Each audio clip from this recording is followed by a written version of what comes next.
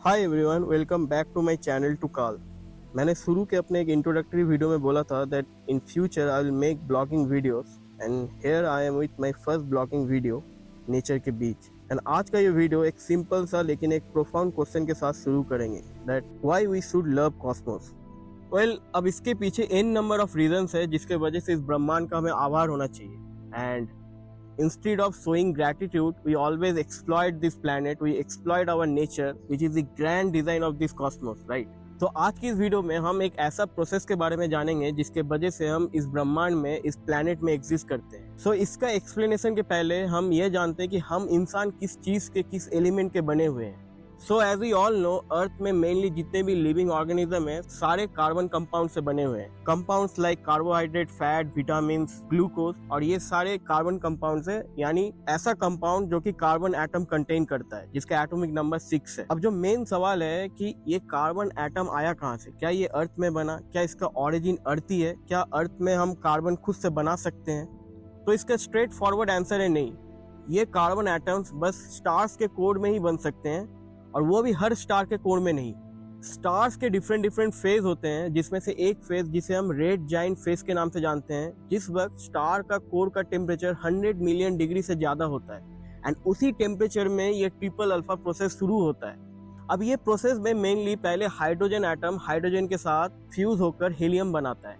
Then again helium के साथ fuse होकर बेरिलियम बनाता है जिसका एटॉमिक नंबर 4 है। एंड फाइनली बेरिलियम हीलियम के साथ फ्यूज होकर कार्बन बनाते हैं जिसका एटॉमिक नंबर 6 है।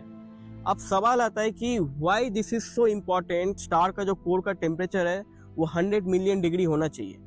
एज यू ऑल नो कि इस ब्रह्मांड में 4 फंडामेंटल फोर्स है, राइट? पहला है ग्रेविटेशनल फोर्स, सेकेंड है आपका इलेक्ट्रोमैग्नेटिक फोर्स, थर्ड है weak nuclear force, and fourth है strong nuclear force.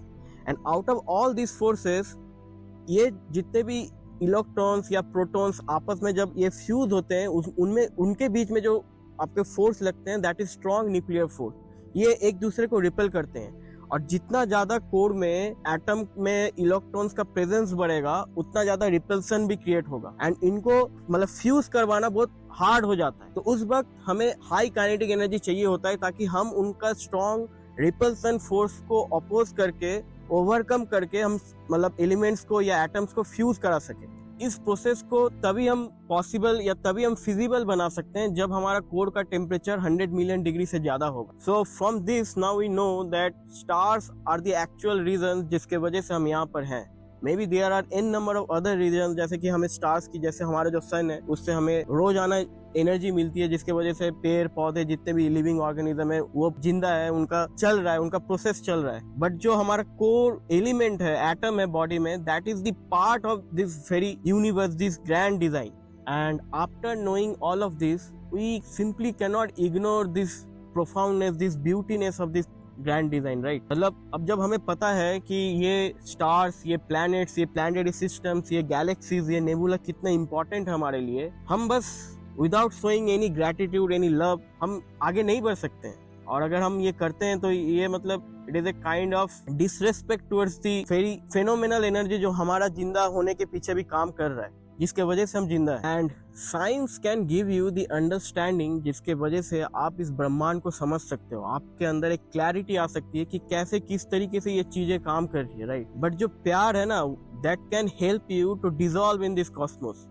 You can feel, you can emotionally get bound with the cosmos in such a way that आप ब्रह्मांड का हर एक पॉइंट को, हर एक चीज को फील करने लगोगे। मतलब will fall in love with this very phenomenal energy जो आपके अगल बगल में चारों साइड में हो रही है। तो इस वीडियो से बस मैं यही कहना चाहता हूँ कि आप जब भी अपना अगल बगल देखो, इस नेचर को, ऊपर में आसमान को देखो, और जब आपको ओवरवेलमिंग लगे कि like I am connected to this, बस कोई भी एक स्टार के तरफ, कोई भी अपना सन के तरफ देखकर इतना बोलना कि I love you. And the moment you will utter this words, I can guarantee you that आप इस ब्रह्मांड से, इस कॉस्मोस से कनेक्ट हो जाओगे, आप फ्यूज हो जाओगे उसके साथ। आप ये स्पेस टाइम के फैब्रिक में फ्लोलेसली मूव कर पाओगे। आपको नहीं लगेगा कि आप इससे अलग हो और आपको कुछ अलग करना है। मतलब you are the part of this process, you are just got some perspective to understand कि आपके अगल बगल में हो क्या रहा है, कॉस्मोस किस वे में काम कर रहा है। But it is not that कि आप आपके पास एक कॉन्शियसनेस है, आप सोच सकते हो, आप समझ सकते हो, इसका मतलब आप इस ब्रह्मांड से अलग हो, आप इसी का पार्ट हो।